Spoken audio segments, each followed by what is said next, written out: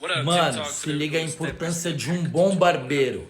Pega esse antes e depois, hein? Using the number 3 guard, we're just going against the grain and we want to make this as smooth as possible so we don't have any long hairs hanging out.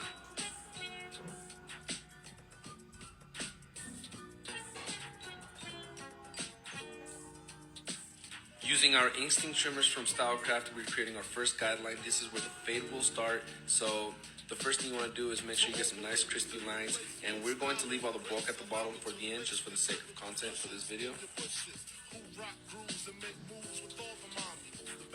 Since we are fading into a number 3 on top, that means we don't have to do clipper over comb and try to blend in short hair with long hair. So that already eliminates a lot of steps.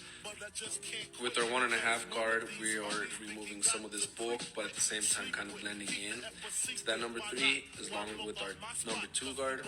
So we're not trying to like create super hard guidelines. We're just trying to kind of blend in the hair together. That we're really going back with our number 1.5 guard and blade all the way open and closed.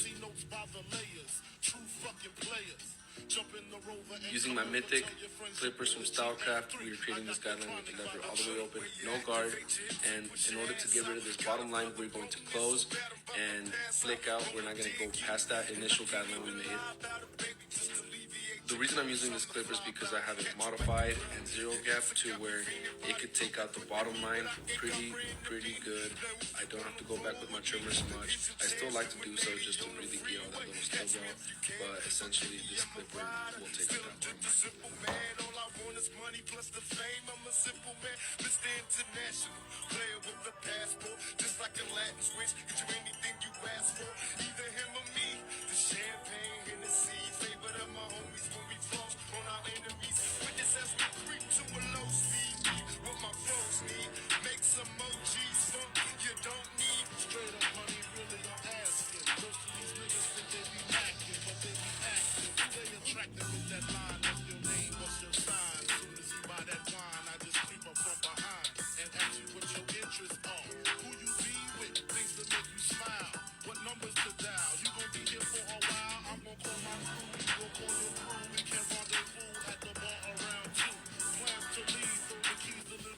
Using my instant clipper from Stylecraft with our number 1 guard with the lever all the way closed, we're trying to flick out this line. At this point, we're not trying to create another guideline, we're just trying to really complete this fade. So flicking in, flicking out, and if you need to move the lever, you can just to kind of adjust yourself on the darkness of the shadows that you see in the hair.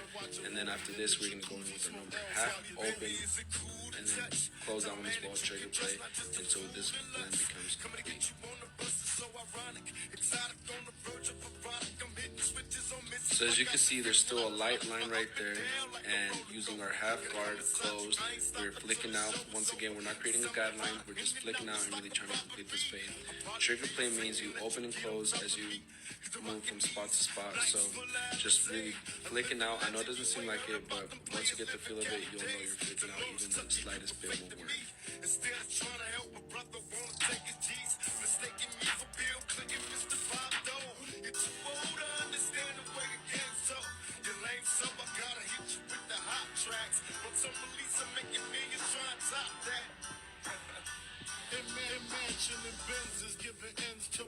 This is one of my favorite parts in completing the fade, is removing the bulk we left at the bottom.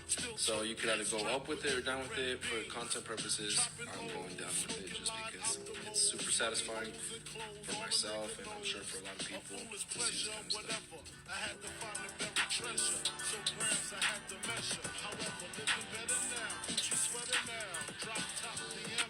When balding out your client, you want to make sure you do not bald past that initial guideline, which was set with the trimmer, because if you do, you're going to create little light spots into your fade, and obviously that's something you don't want.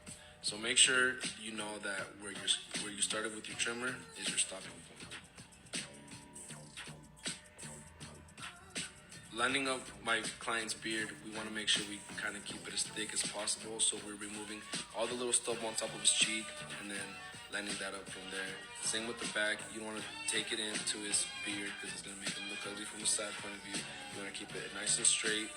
Lining up the bottom of the beard, you want to make it as natural as possible. You don't want to take it too high up, but at the same time, you don't want to leave it too low because then it's going to look super messy and stuff like that. So you want to bring it up a little bit, keep a natural shape. but really keep it nice and crispy.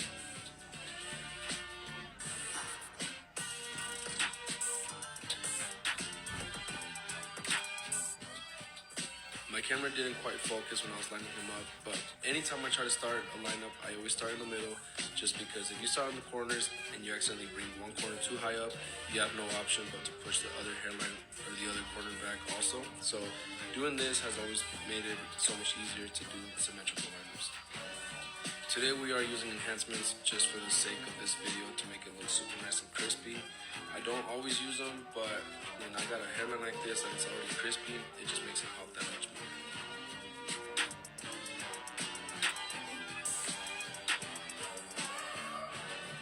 If you did make it to the end, I really appreciate you. Make sure you hit that like button, comment if you have any questions, follow me. I will be doing more of these lengthy videos, so stay tuned. Appreciate y'all, man.